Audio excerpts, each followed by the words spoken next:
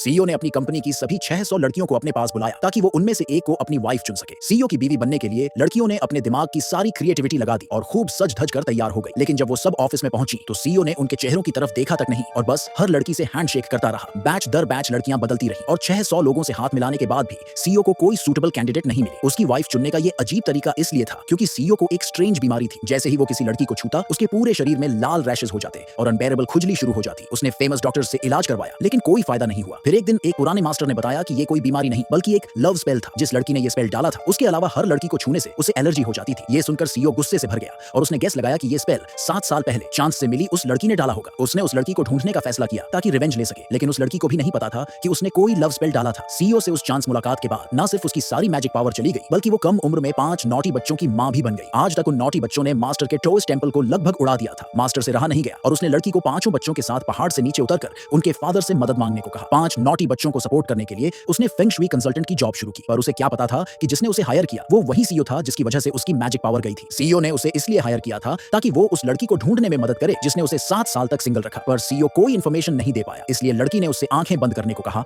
और उस वुमन की शक्ल याद करने की कोशिश करने को बोला। फिर उसने एक स्पेल डाला और जल्दी से कैलकुलेट कर लिया कि जिसे सीईओ ढूंढ रहा था वो कंपनी में ही थी। लेकिन सारी फीमेल एम्प्लॉई से हैंडशेक करने के बाद भी वो लड़की नहीं मिली। उधर अपनी मां को हार्ड वर्क से बचाने के लिए लड़की के 5 नॉटी बच्चों ने अपने अपने मैजिकल पावर्स इस्तेमाल करने का फैसला किया ताकि अपने फादर को जल्दी ढूंढ सके जिससे वो कभी मिले नहीं थे। सबसे बड़ा भाई जो टॉप हैकर था ने अपना लैपटॉप खोला, जबकि छोटी बहन जो टाओइस्ट मैजिक में जीनियस थी ने अपना कंपास निकाला। देखते ही देखते दोनों ने अपने फादर की सारी इंफॉर्मेशन ढूंढ ली। मैजिक जानने वाली छोटी बहन को लगा कि कार से जाना स्लो होगा, इसलिए वो अपनी मैजिक पावर से इंस्टेंटली अपने फादर की कंपनी पहुंच गई। सीईओ को अपनी तरफ आते देख वो एक्साइटेड होकर उसे हग करने दौड़ी और जोर जोर से डैड चिल्लाने लगी। सीईओ थोड़ा घबरा गया और पूछा कि क्या उसने उसे किसी और से कंफ्यूज कर लिया, लेकिन छोटी लड़की अपनी एबिलिटीज पर कॉन्फिडेंट थी और बोली कि वो गलत नहीं हो सकती। शायद ब्लड कनेक्शन की वजह से सीईओ को भी उस लड़की से एक अजीब क्लोजनेस महसूस हुई। पास खड़े असिस्टेंट ने भी कहा कि बच्ची उसकी तरह दिखती है। इससे सीईओ को शक हुआ तो वो छोटी लड़की को ऑफिस ले गया और असिस्टेंट से फेंग शुई कंसल्टेंट को बुलाकर बच्ची का बैकग्राउंड कैलकुलेट करने को कहा। अपने फादर के डिसबिलीफ को देख छोटी लड़की ने अपना एक बाल तोड़ा और सीईओ से कहा कि जब टाइम मिले तो पैटर्निटी टेस्ट कर ले। उसी वक्त वो वुमन ऑफिस में घुसने वाली थी,